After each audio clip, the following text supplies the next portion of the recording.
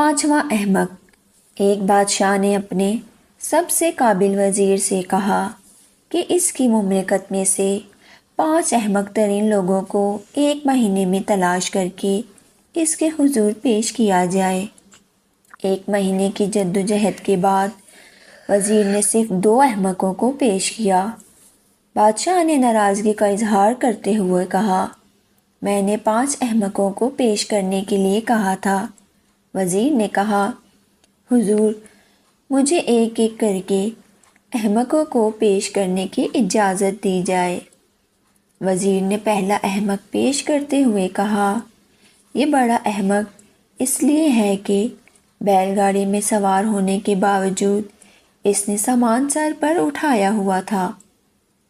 دوسرے احمق کو پیش کرتے ہوئے کہا، ایک شخص کے گھر کی چھت پر بیج پڑے تھے۔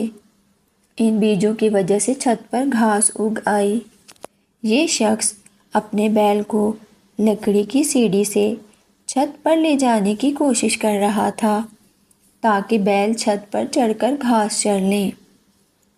وزیر نے کہا، عالی جاں، بطور وزیر مجھے اہم امور سلطنت چلانے تھے مگر میں نے 1 مہینہ میں احمقوں کی تلاش میں ضائع کیا اور صرف 2 احمق تلاش کیے، اس لیے تیسرا احمق تو میں خود ہوا۔ وزیر نے ذرا سا توقف کیا تو بادشاہ چلایا، چوتھا احمق کون ہے؟ وزیر نے عرض کیا، عالم پناہ، جہاں کی ماں پاؤں تو عرض کروں۔ بادشاہ نے کہا، کہو تمہیں کچھ نہیں کہا جائے گا۔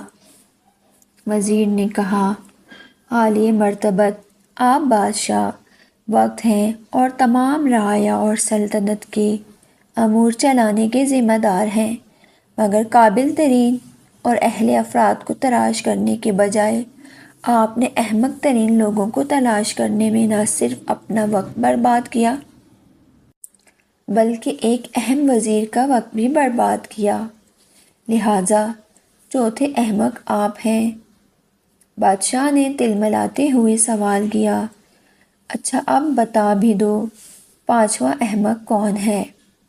وزیر نے عرض کیا، جہاں پناہ، 5واں احمق یہ شخص ہے جو فیس بک سے چمٹا ہوا ہے، اپنے دفتری اور کاروباری فرائض اور خاندان کے بہت سے کاموں سے لاپرواہی برت رہا ہے۔ اسے اپنا قیمتی وقت ضائع ہونے کا احساس تک نہیں، اور حد تو یہ ہے کہ ابھی تک ڈھیل بن کر یہ اسٹیٹس پلٹتا چلا جا رہا ہے۔ بادشاہ سلامت اچانک اٹھ کھڑے ہوئے، غصے کی حالت میں۔ بادشاہ سلامت نے تقریباً چیختے ہوئے کہا، وائی فائی آف، اور پورے دربار پر سناٹا چھا گیا۔